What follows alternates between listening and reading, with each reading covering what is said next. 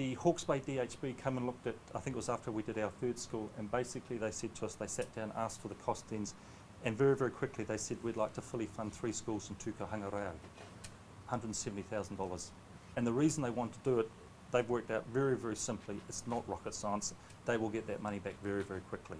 The thing is they've asked for, they've chosen the schools, they've told us which 3 schools to do, which Tukahangarau's, and they're fully funding them, and they just want kids biking on a regular basis and an equal basis. And I just want to touch on that equal and regular thing. Yes, you go to a school in parts of Auckland, North Shore, I've seen a report where 85 to 90% of children have access to a bike. That's great, very, very happy. Schools that we've been dealing with in parts of Auckland and in Hawke's Bay, to be blunt, the Māori children, probably 30 to 40% of them have access to a bike. They may have access to a bike, but the bike not be roadworthy or a good bike to be riding on. And the other big thing that was a surprise to me was when we did our first school in Auckland was for the Pacifica children, it's roughly 0%. Not a lot of Pacifica children ride bikes or have access to a bike. And that's the feedback we've had, but that was also confirmed by the local MP who came to the opening, and that was the feedback, and that was a shock for me, I'll be honest. As somebody who grew up in New Zealand and had access to a bike on a regular basis, I don't think that's right, and I don't think that is something we should put up with. So that's why my wife and I do what we do, and other people help us. Fitness, lots of research about fitness. I don't need to go on about that. The other thing that comes through is confidence, self-esteem, joy. You can't put a dollar value on children increasing their confidence and self-esteem. That's the thing that comes through at every school that we do. Transport. There's a picture here from Hastings, and I want to say thank you to the NZTA because they fully funded that cycle lane through the model community, so that's been a fantastic thing. So what we're finding is we're going in, we're getting the children biking, they're biking on a regular basis, they're getting confident, they're getting freedom, they're getting these skills, and yes, some of them do want to ride to school, and they do want to ride on a regular basis. That is not one of our objectives, but we know it is an outcome. So we don't go into a school and say we want more children to bike to school. We say we want to help children bike on a regular basis. But the fact is, this is what happens. And the great thing is, it's very good for a school to then turn around to the local council and say, can we have some cycle lanes outside our school? It's a much stronger business case to go to a local council or to NZTA. The other thing is, for a lot of sports, and this is, again, an unexpected outcome, triathlons.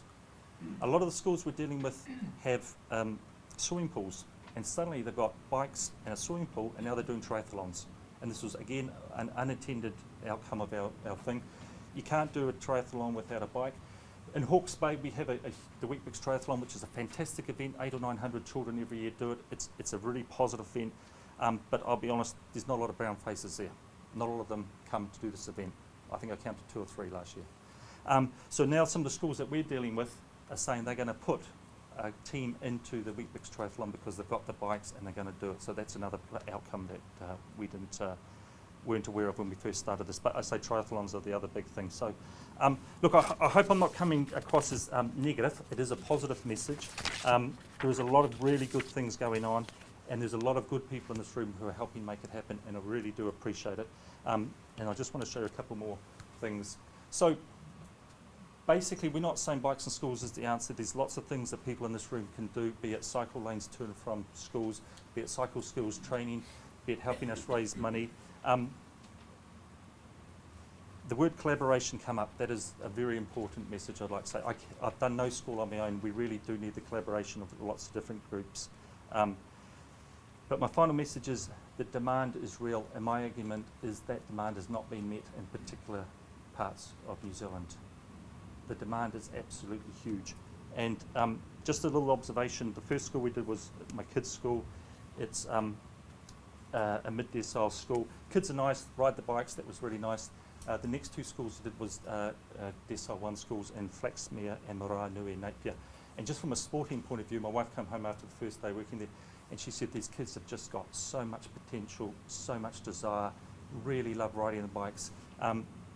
So if I was anybody connected with a sports group or Sport NZ, I know where I'd be picking my future cyclists from. That's something I'm really trying to push with the sports group. I think there's a lot of potential that we're missing out on. So if I could just leave that thought with you, the demand is real. Your help and your collaboration and your assistance is really, really good. We are very concerned that there's too many children in New Zealand growing up without regular and equal access to a bike.